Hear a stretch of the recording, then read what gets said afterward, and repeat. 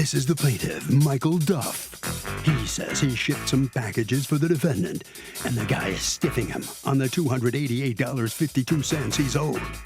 He doesn't work for free for anyone, and is suing for his money here and now. This is the defendant, Miguel Lopez. He says the plaintiff messed up the tracking of some packages he sent through his mail center. And if anyone's owed money today, it's certainly not the plaintiff. He's accused of not sending it in. The defendant has filed a countersuit for $500 for all he's now out. All parties, please raise your right hands. Welcome back to the People's Court. Next case on the docket. The plaintiff says he was hired by the defendant to ship some above-ground pools, but got stiffed by the defendant. Now the defendant says the shipping labels and the plaintiff's negligence caused a bunch of serious problems. It's a case of no one in the pool till I get paid.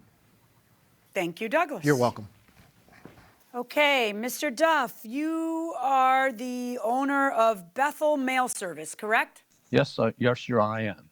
And how long have you owned that? Approximately 30 years. Oh, goodness. And tell me what your mail service does.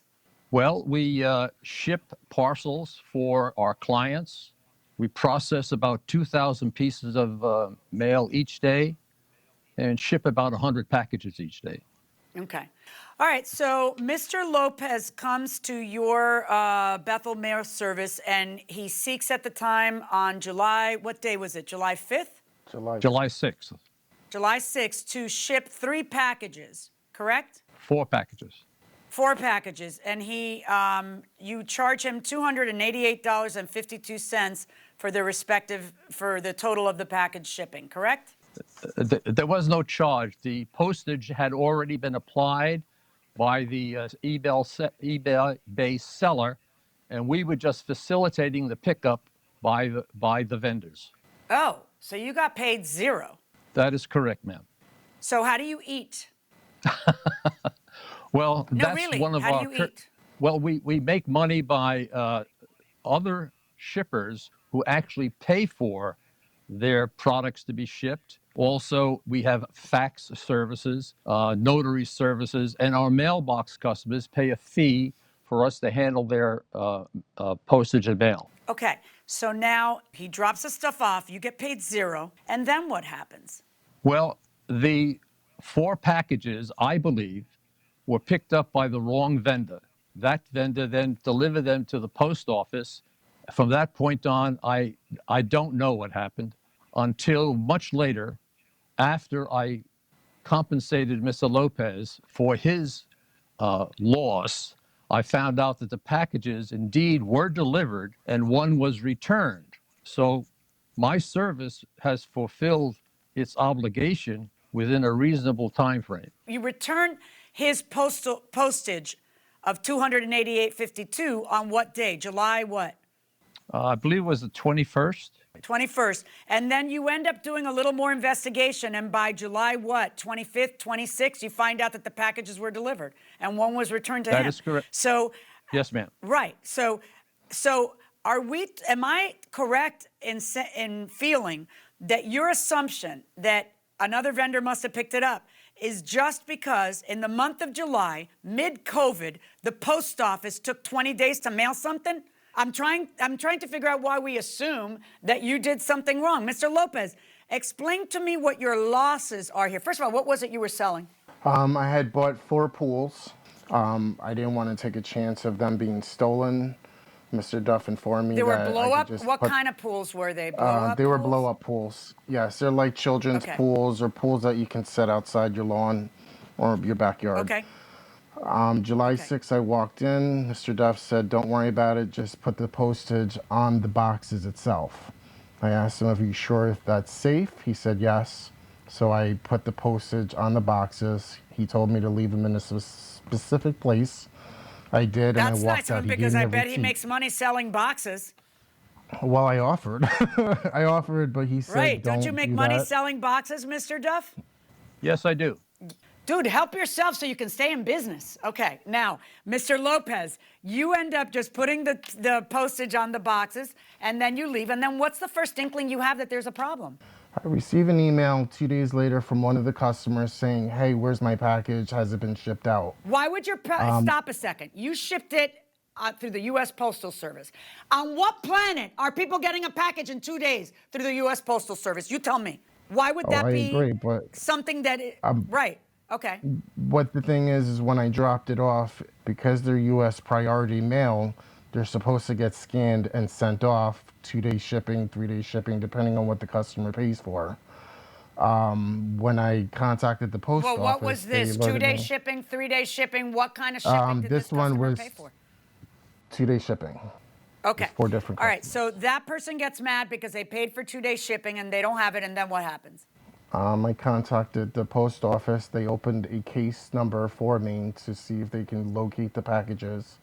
They're telling me it hasn't been scanned, so I go back to Mr. Duff. I say, hey, something's not right here. Where are my packages?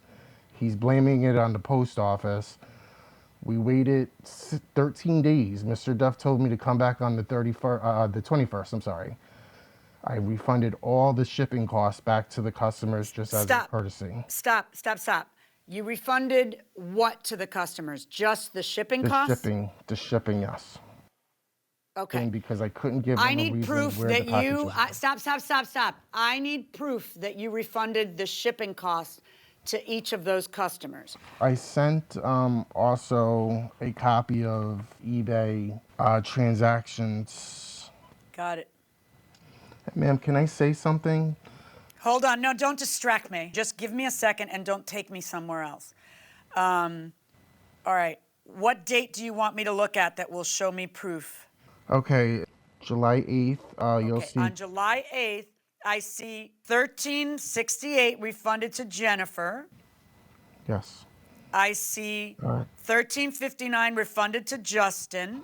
And late shipping is the note that's in both. I got it. Okay. What else have we got? I don't have any of the other ones as far as the other 2 that I sent the shipping back to. Then you didn't refund shipping back. Because, no, then you didn't do it. Because this is your eBay account, and that's how you would have done it, right? So you didn't send any more shipping. So in what planet, then, would you be entitled to more than the $27? Where would you ever be entitled to keep $288.52 just because things took long? When it turns out that what happens, according to the proof Mr. Duff has shown me, and I'm sure you've seen this proof, is that everybody got their pools. 20 days later, yes. Yeah, right. 20 days later. Right, 20 days later. Well, Mr. Duff on the 21st didn't pay me for shipping. That's the total cost of what the pools and shipping would have costed for all 4 customers. Oh my gosh, that's even worse. So you didn't refund anybody's pools, but you got no, from they did him get refunded. The cost they were of refunded. Shipping and pool? Show me where you refunded before. People for before what? Delivery? You should see, right. Stop and listen to my question. Look at me in the eyes right there. They were refunded before delivery. Then when they got delivered, what happened? Were they charged again? Mr. Duff or did people get free pools? No. They got free pools. I contacted eBay and started claims on all 4 of them. And because of those claims were denied because I couldn't explain where the pools were for 20 days, they refunded the customers back the money. Oh, no. The claims, stop a second. Because you talk and then I don't see the evidence of it. Show me on your eBay account where you refunded the pools for 4 customers. I want to see that. Okay, if you look on July 31st, it says the payment, where it says payment, eBay refunded back that payment back to them. The negative No, just a second. Just a second. Withdrawn. Stop. I know what negative means. I'm not an idiot. What I want to know is I need to see proof that that corresponds to one of the 4 people. Because that could be you paying for something on eBay. That just says payment. So you show me how that's the refund to one of those customers. Because when you refunded the postage to the person, it said the person's name and the reason for refund. So show me how that $65.80 isn't just some payment you made on eBay and actually went back to one of those 4 names. Show me. If you can't show me that didn't happen, You know it, and I know it. If you cannot show me that that went into those accounts, it's because it didn't happen. And you know what? If you decided to give people $27 for their troubles, that's on you. You know who's not going to be out in a negative space for something the post office did? Mr. Duff, okay? Especially since most of your claims in keeping that money, you have no proof of. None. I am not going to make him pay for your pools when you can't prove that you're out that money. Everything you did on those pools will be right on this sheet. You know it, and I know it. And if you can't prove it, it's because it didn't happen. You should have never kept this man's money, okay? Let's discuss your counterclaim. You have a counterclaim against him, $500 for lost revenues. What lost revenues? You can't even prove you gave refunds. Explain how you're going to prove to me that you lost revenues. Well, I mean, I do have the paperwork that I don't have it in front of me, but I did refund back these customers, as well as taking off work. Yeah, you know when you have to have it? You have to have it when you're suing. When did you think you would need it, if not for me today at this trial? Come on, man. On your counterclaim 0, on Mr. Duff's claim, $288.52. Mr. Lopez, what are you thinking right now? I mean, I know I was honest about the case, but she's right. If I didn't have the paperwork in front of me, that's my fault. No question about it. I'm sorry. She was tough on you. All right, Mr. Duff, how are you feeling now? Sir. I would think you feel a lot better. I feel that it's unfortunate that Mr. Lopez had to experience what he did, and I guess under different circumstances we could be great friends. I guess I don't know. And it'll remain a mystery what happened to those boxes for those 20-some days, right? Well, in my experience, I've never been able to find out why. Yeah, interesting.